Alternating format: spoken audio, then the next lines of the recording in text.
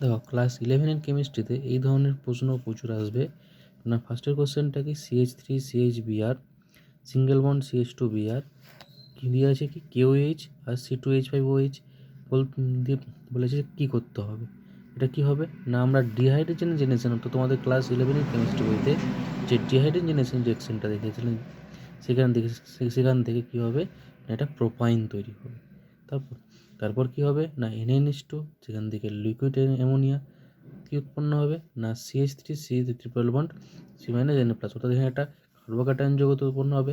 এর নাম কি, এর নাম সোটামাইড।